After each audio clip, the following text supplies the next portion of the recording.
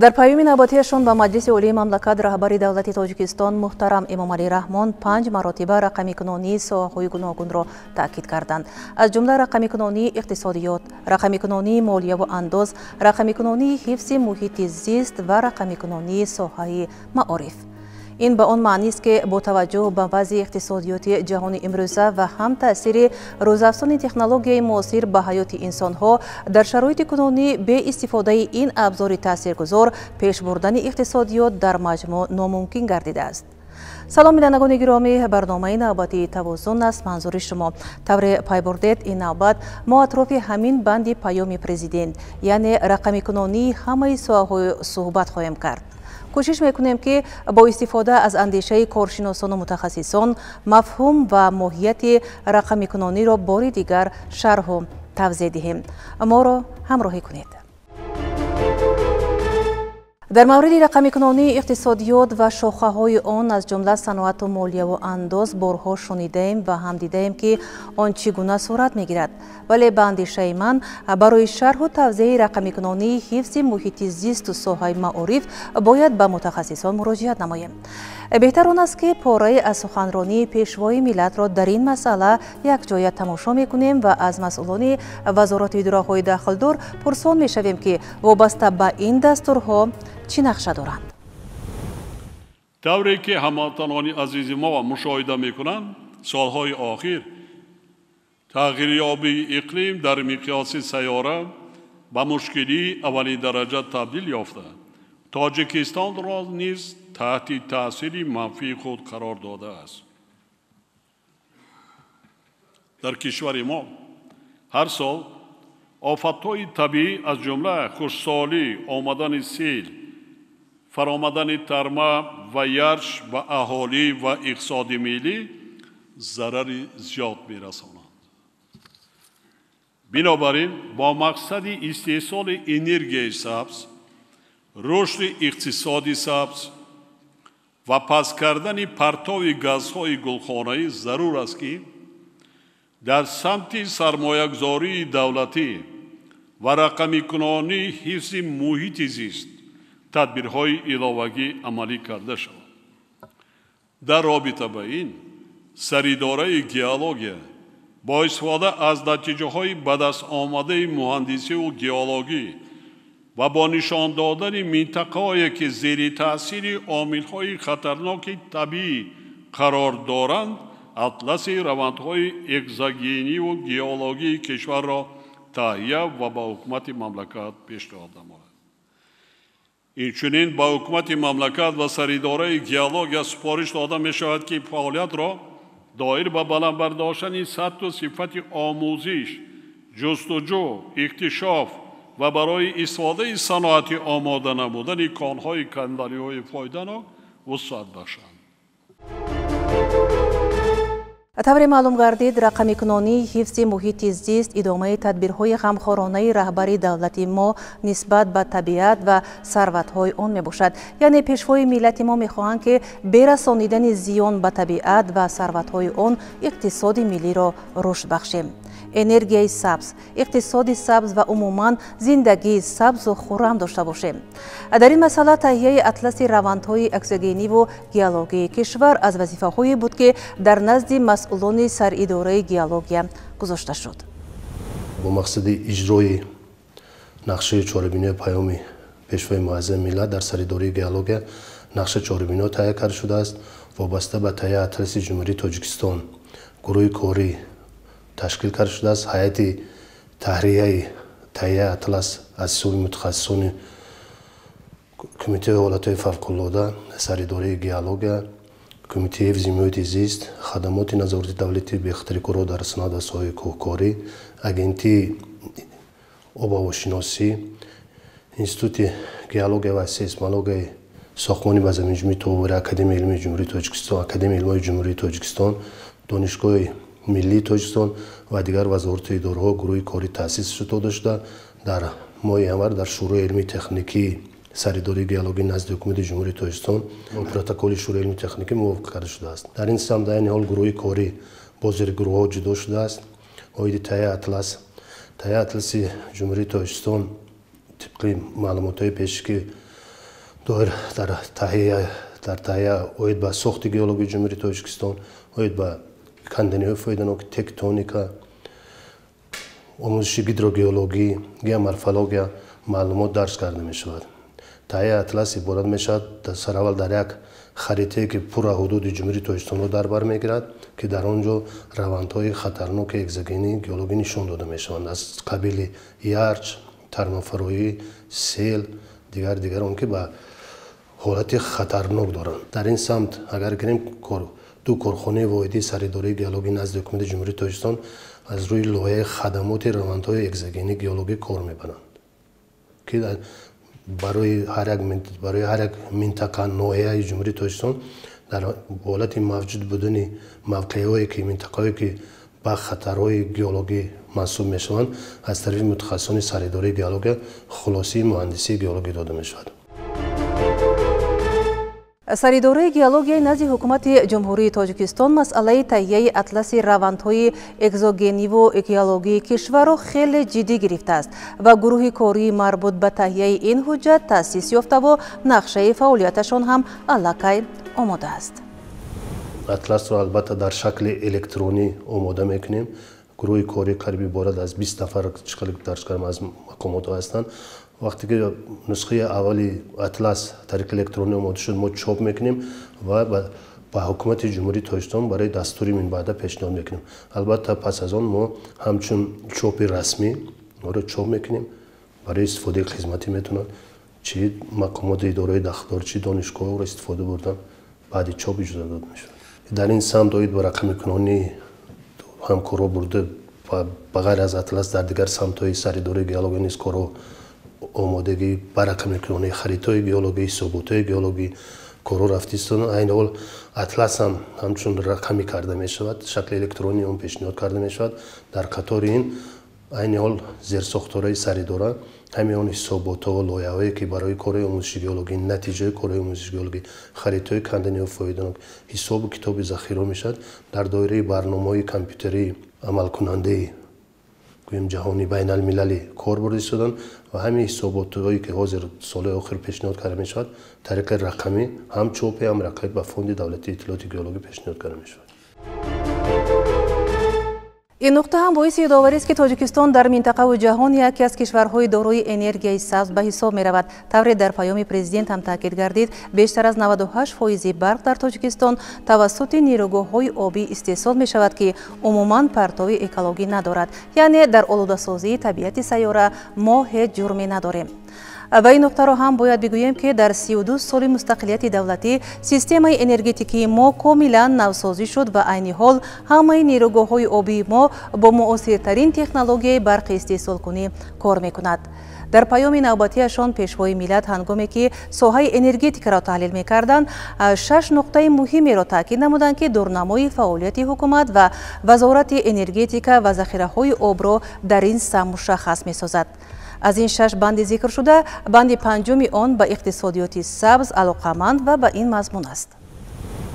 با مقصد رسیدن به هدف‌های استراتژی رشد اقتصادی سبز جهت بنیاد نیروگاه‌های برقی از حساب منبع‌های برقرار شونده انرژی و تا سال 2030 با حجم نکم از 1000 مگاوات رسانیدن اقتدارهای آلترناتیوی استحصال انرژی سبز، یعنی با استفاده ذخیره‌های آفتابی و بادی تدبیرهای عملی اندیشیده شوند. با عملی سازی تدبیرهای ذکر شده سال 2032 استحصال برق در کشور پوره از حساب منبع‌های برقرار شونده یعنی 100% با انرژی سبز تامین گردیده حالا 98% است. در این زمینه از روی معیارهای بین المللی تا سال 2037 پرتو گازهای گلخانه‌ای تا حد نهایی کاهش داده می شود.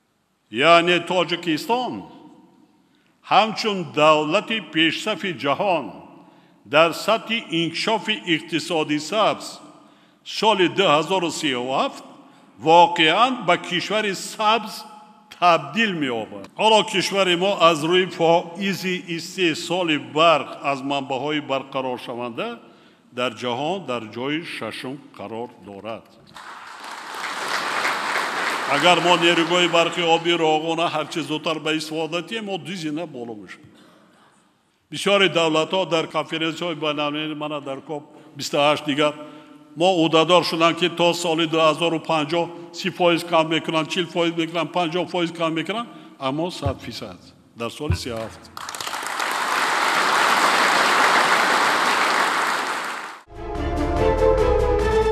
акнун дар бораи рақамикунонии соҳаи маориф бояд зикр намуд ки ҳамасола дар паёмҳои раҳбари давлат ба соҳаи маориф аҳамияти хоса зоҳир карда мешавад.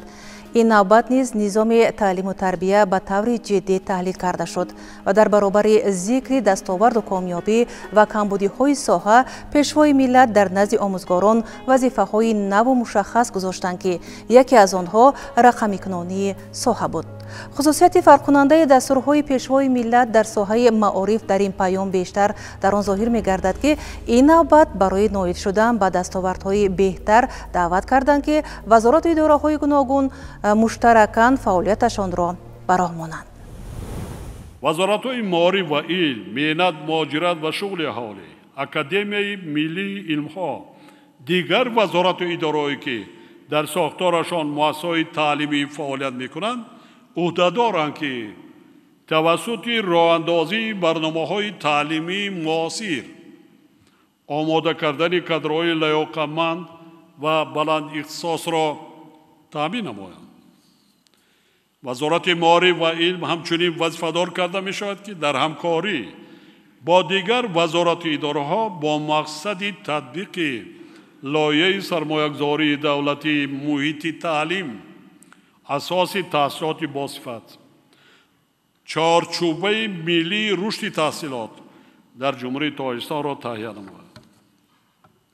зарур аст ки дар раванди амалисозии лоиҳа муҳити мусоид барои дастрасӣ ба таҳсилот, таълиму тарбияи самарабахш, таълифи китобҳои дарсии насли нав, баланд бардоштани сифати таҳсилот, таҳлил ва арзёбии раванди таълиму тарбия ва беҳтар кардани инфрасохтори муассисаҳои таълимӣ таъмин карда шуд.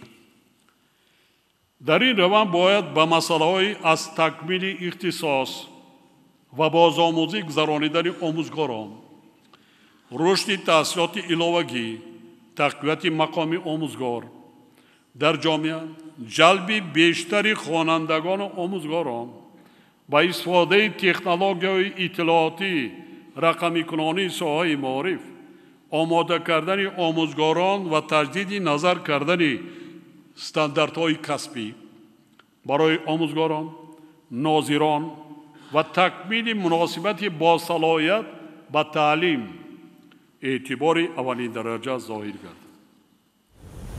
рақамикунонӣ асон самтҳои зерино дар бар мегирад, яъне пеш аз ҳама рақамикунонӣ дар самти идоракунии соҳаи маориф, яъне ба роҳ мондани идоракунии низоми иттилоотӣ дар соҳаи маориф мебошад ва ин имкон медиҳад ки тамоми раванди ба соҳаи самти маориф, таҳсилот, таълим ба таври электронӣ инноватсионӣ ба роҳ монда шавад. яъне ин татбиқи масалан журнали электронӣ, масалан ин танзими фаъолияти оморӣ дар соҳаи маориф ва ғайра мебошад. албатта дуюм самти рақамикунонӣ ин самти раванди таълим мебошад. дар раванди таълим хуб татбиқи воситаҳои захираҳои электронии таълим, яъне ҳам донишҷӯ ҳам талаба имкон пайдо мекунад ки бештар ба захираҳои электронии таълим дастрасӣ дошта бошад ва дар раванди азхудкунӣ албатта онро самаранок истифода барад. ва албатта ин татбиқи технологияи пешқадами таълим, модулҳои нави таълим, усулҳо ва методҳои нави таълим тавассути истифодаи технологияи рақамӣ. ва сеюм дигар самти рақамикунонӣ ин албатта раванди азхудкунии мустақилонаи худи хонанда мебошад. яъне дар ин ҷо пеш аз ҳама албатта таҳияи платформаи электронии таҳсилоти таълимӣ و پیش از همه البته کتابخانه الکترونی باشه. یعنی کتابخانه الکترونی امکان میدهد که خواننده به طور مستقل با موادهای زیادی الکترونی، کتاب‌های درسی، شناسایی پیدا کنند و البته روند از خودکنی الکترونی موادهای تعلیمی برای هم وسیع شدن جهان بینی، هم البته بلند داشتن صفت تحصیلات خیلی مساعدت میکنه. نتیجه های اساسی البته رقم کنونی این پیش از همه کلا تغییر یافتنی روند تعلیم و نتیجه های تحصیلات این صفت میباشد. و البته پیش از همه در آن است که خب آموزگار خواننده امکاناتی بیشتری خب شناس شدن و کار کردن با موادهای الکترونی پیدا میکنه. و یکی از نتیجه اساسی این البته تغییر یافتنی مقامی خب هم خواننده و هم آموزگار میباشد. یعنی در روند رقم کننده خواننده بیشتر مستقلانه دانش رو از خود میکنند. یعنی محور فعالیت تعلیمی این خواننده میگردند و با موادهای بیشتر آشنایی پیدا میکنه، جهان بینیش وسیع میشه و آموزگار در این روند همچون یک گویم راهنما برآمد میکنند و برای درست دقیق ثمرناک حاصل کردن همون معلومات ها و البته تشکل دانش خواننده مساعدت میکنند. طور معلوم می‌گردد هدف رهبری دولت از این دستورها و این راهنمایی‌ها باز هم بهبود بخشیدن حیات ساکنان مملکت است. واقعا هم سال سپریشده 2023 ثابت نمود که مردم تاجیک برای باز هم بهتر زیستن، آباد نمودن وطن و ترقی دادن رکن‌های اساسی دولتداری ملی‌مان نیرو، امکانیت، تجربه، شرایط و ذخیره‌های ضروری دارند. طور پیشوای ملت در پیام تاکید نمودند منبعث بلند ملی، احساس گرمی وطن دوستی، نیتی نیک و عزم قطعی و سعی و تلاش سازنده مردم شرفمند تاجیکستان اعتماد کامل دارم و اظهار اطمینان کردند که ما همه یک جا با کار و فعالیت اهلانه وطن عزیزمان را خصوصا تا جشن بزرگ ملی 35 سالگی استقلال دولتی آباد و زیبا می سازیم. دولت صاحب استقلالمان را پیشرفته می گردانیم و اعتبار و آبروی آن را در عرصه بین المللی باز هم بلند می برداریم. ما نیز اطمینان داریم که این هدفهای نجیبانه ما جامعه عمل می‌پوشند و اقتصادیات و اجتماعیات و در مجموع شرایط زندگی ما به مرحله نوی ترقیات وارد می‌گردد. با همین امیدهای نیک برنامه نوبتی توازن را خاتمه می‌بخشیم تا دیدارهای بعدی.